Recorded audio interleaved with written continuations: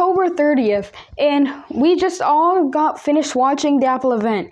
And as you might know, they've been talking about performance and the new chips that they have made. The M3, the M3 Pro, and the M3 Max. These new chips have made way for the new innovations and have also made way for the new series of chips. We will be expecting a new M3 Ultra later 2024. Now, of course, this isn't the entire Apple event simplified. There are some other things that happen too. Of course, there are new MacBooks and even a new iMac. We have been waiting for this upgrade in the iMac for way too long, and Apple has finally listened and given it an upgrade.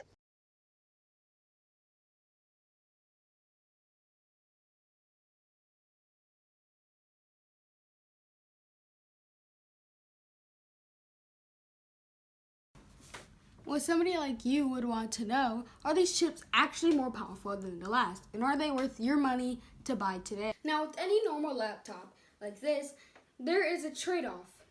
And that trade-off is in performance and the amount of cores. Now, of course, in this laptop, which would be powered by Chrome OS, or widely known as a Chromebook, note this is not school property, but the performance isn't very high. However, Google has added Minecraft. That doesn't change the performance of the Chromebook itself. Now, of course, if you open it up, there will be user accounts. And also, there's its own diagnostic test, which is also on my Samsung, which I will display here in a few seconds. But anyways, the trade-off, you can have as many cores as you want, but each of those cores needs to have enough power. AMD had this issue where they'd have so many cores, but each core would be so weak that they'd only produce a little amount of performance. So they added as many cores as they wanted to, but the overall power of the chip combined wasn't as powerful as Intel. And now apps are starting to take advantage of these new stronger cores in the bulldozer architecture. Now, of course, with this laptop, you have the body, you have the bottom, and of course on the inside you will have the inside. And I'll open it up in 3, 2, 1. Clearly taken off the bottom, nice and softly. You know what I mean? You can see there is a lot going on in here, and that's just one thing.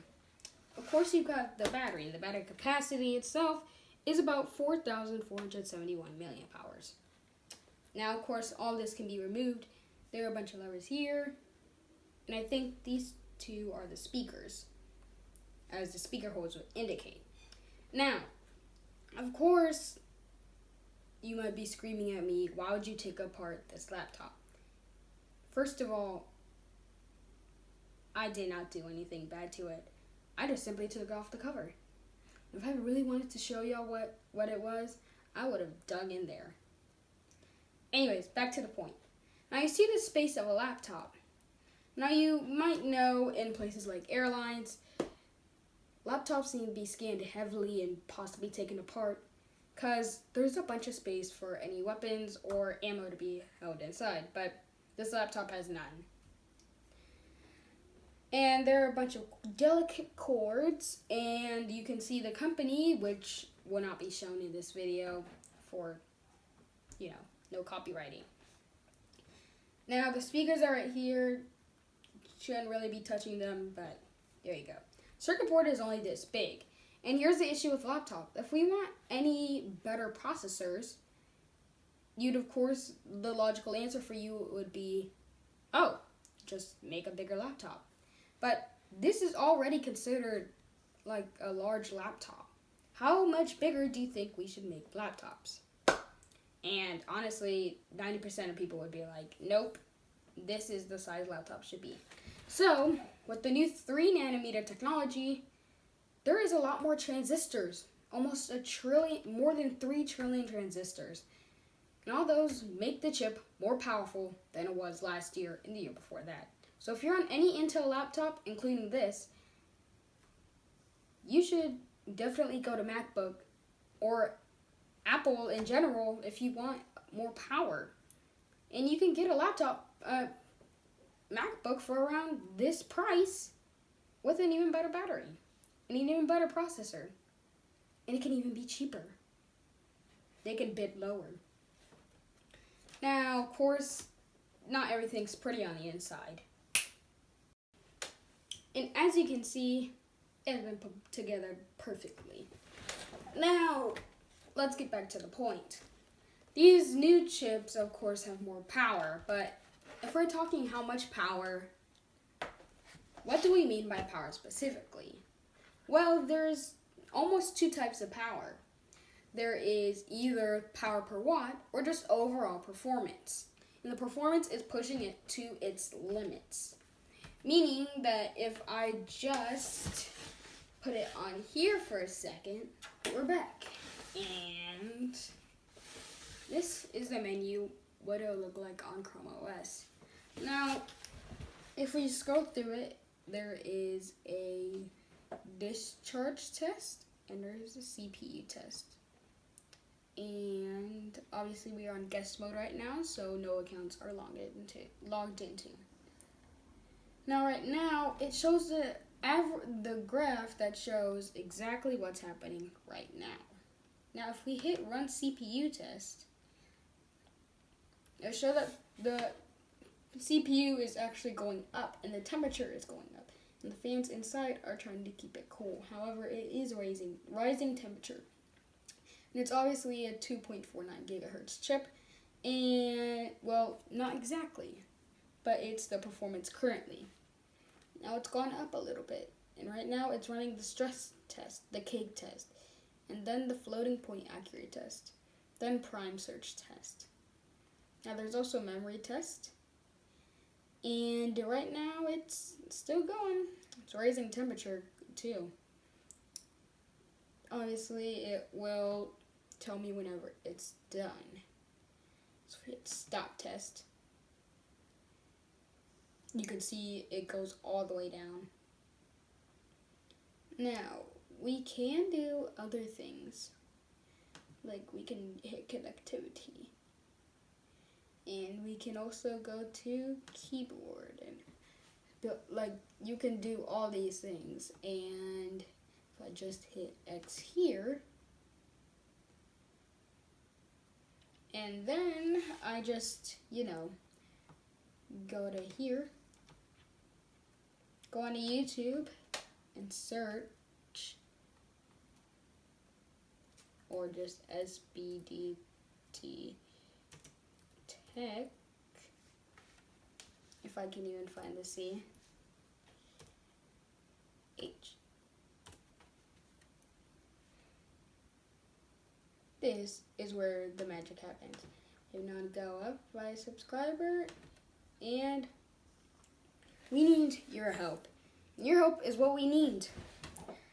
My main goal is to get to 100 subscribers, and if y'all can do that, that would set course for this channel to reach higher and higher subscriber counts. That's not what's important right now. What's important is that I give you information on what you need to know about these new Apple chips. Now I'll be back in just a second.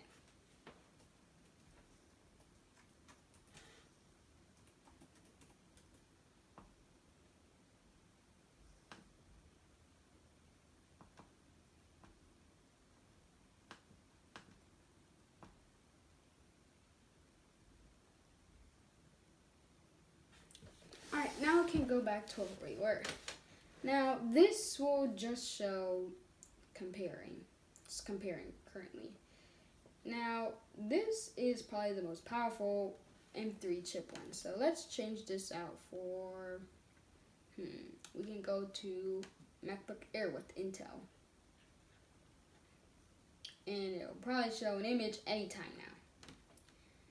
now. Now, we can also, we're just gonna hit this and go put this down to, let's see, let's just go to M1 2021. Now these computers can look similar in a little bit of ways. But this is the MacBook Air Intel 2020 has Intel with an Core i7 processor.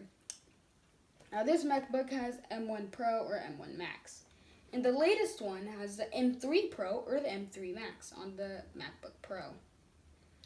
Now it will tell you everything in every nook and cranny of the computer itself.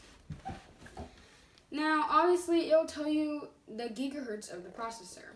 Now compared to the latest Intel powered MacBook, it is 1.1 gigahertz dual Intel iCore. And it goes all the way up to 1.2 gigahertz. And the turbo boost goes to 3.8 gigahertz. However, get ready for this.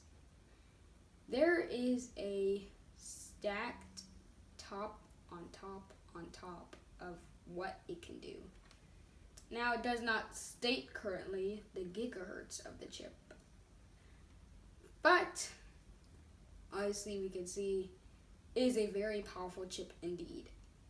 And there's just a lot more to do right now. So, my recommendation is that you only buy the M3 if you are somebody who comes from an Intel or an older MacBook that might be seeking for an upgrade. Now, you should only get the M3 Pro or M3 Max if you are an enthusiast or somebody who does a lot of editing or edits a lot of photos. Anybody who makes something that requires a laptop and a little bit of power should definitely go for the MacBook Pro. And this is SBDD Tech, and I'll catch y'all in the next one.